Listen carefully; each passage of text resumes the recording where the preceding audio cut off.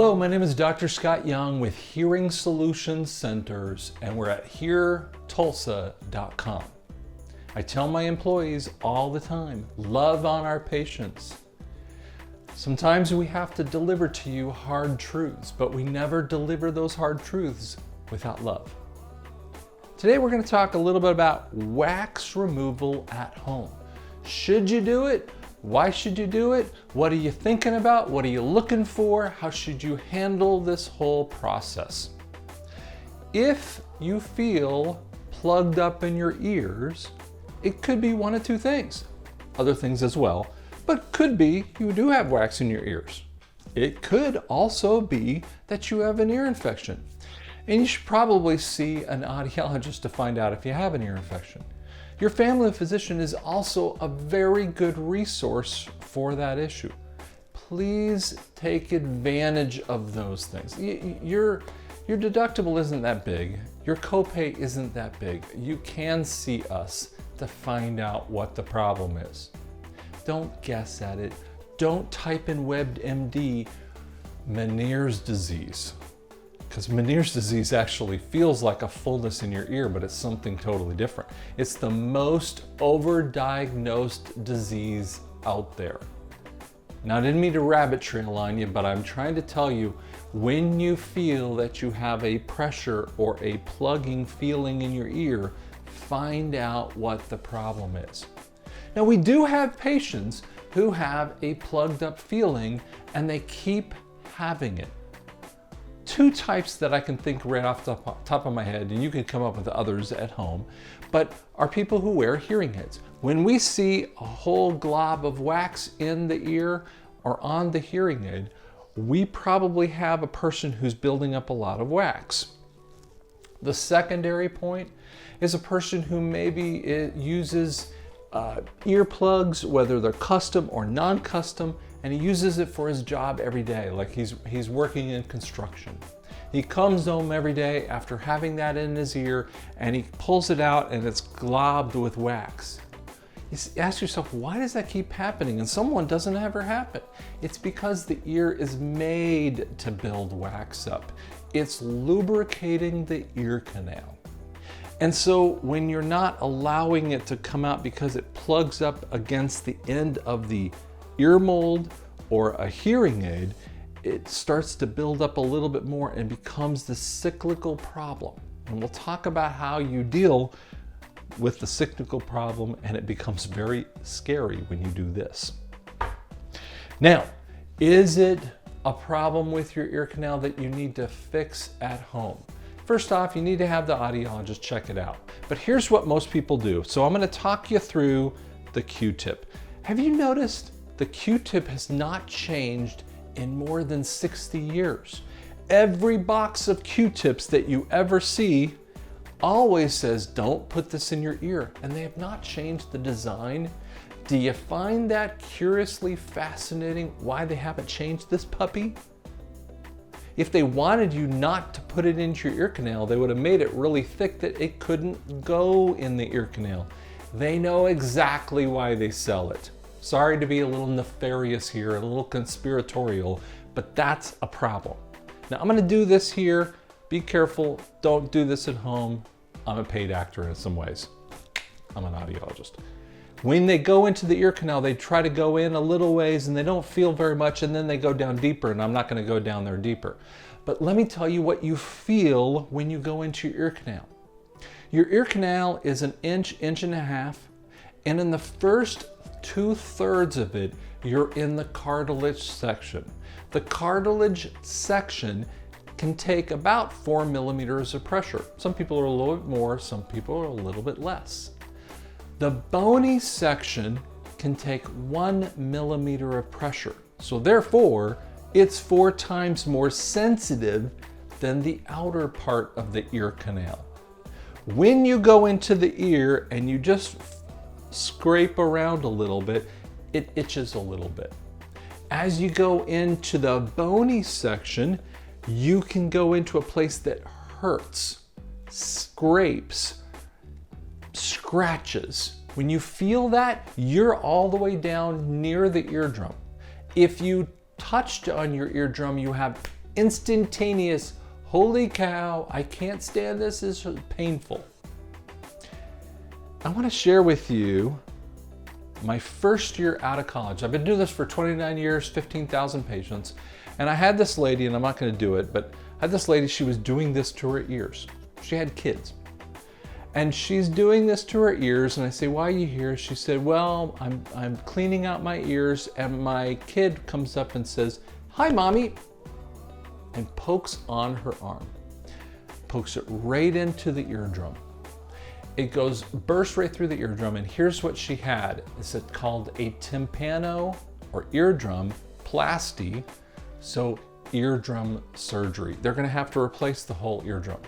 What they do is they cut most of the ear if it gets really bad. Sometimes they can go right through the ear canal and lay it on there, but they lay a piece of skin that they pull from the back of your ear, and they stretch it out, and it looks very red because it has plenty of blood vessels that go through it. It doesn't have the same feel and the same abilities as the natural eardrum. Did you know that they used to use cigarette paper? They used to lay that little cigarette paper on the edge of it, and it would grow across that, and then they would take the cigarette paper off. It's not very much used because it's not very sanitary and doesn't really do as effective of a job as when you have a big hole in the ear and you have to do a tympanoplasty. How much is a tympanoplasty? Think of your deductible for a second. My deductible is $5,000. $3,200 to $5,500 for a tympanoplasty.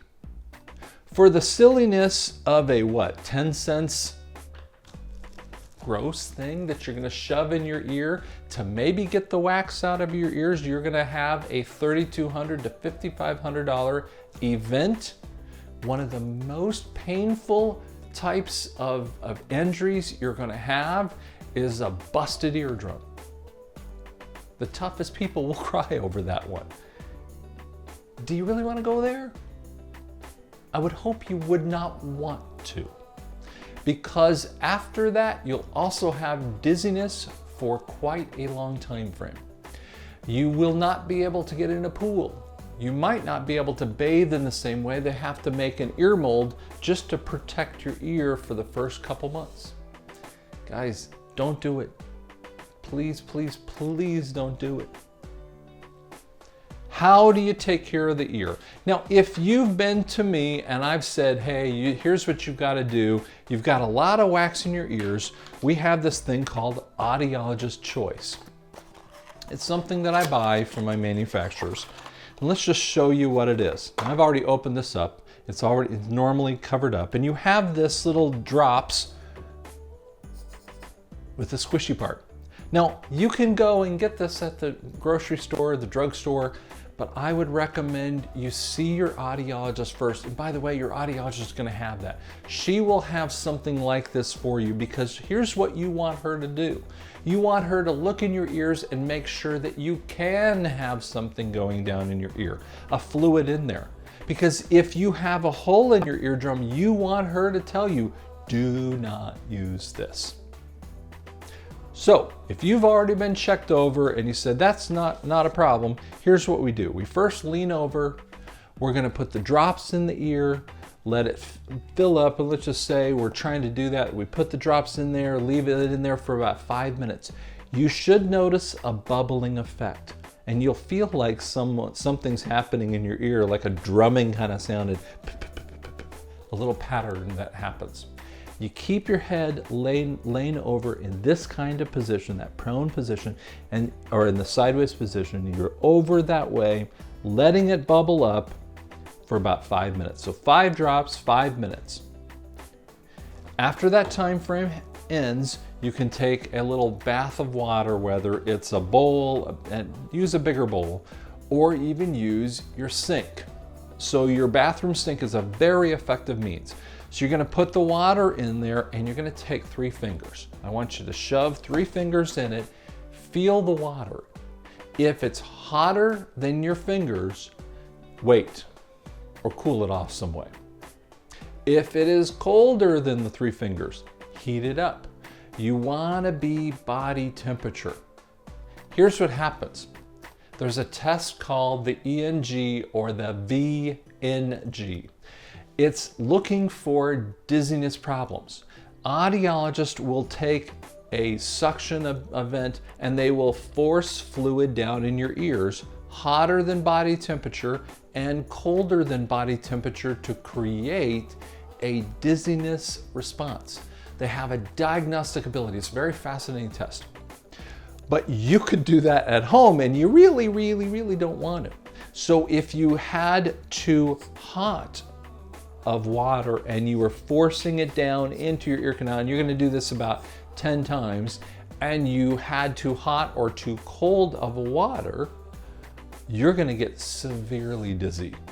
Now, I get dizzy with the smallest of little things. I never liked those spinning rides. They never were a thrill for me. But you have to make sure that the water is body temperature. And when you do that, you're gonna flush in there and lean your head over and kind of let the water come out. Flush in there. Do that about 5 or 6 times, and you should notice a kind of brownish color, maybe a blackish stuff, and maybe a little thing drops out. Now, why would you use this versus seeing the audiologist on a 3-month basis? Every 3 months, sometimes people need to have a wax removal. Well, you would use this for the event that you have too much wax on the end of your hearing aid. So you're using it as a preventative maintenance. So if you are a hearing aid wearer and you have noticed wax in your ears, you might use that to kind of keep it out of your hearing aids. You might also use it if you mow the lawns professionally. We see people all the time, they're mowing and they do all their sounds. They're around a lot of noisy places, or they work in an industrial setting. They come home after 8 or 10 hours with that thing plugged in their ear.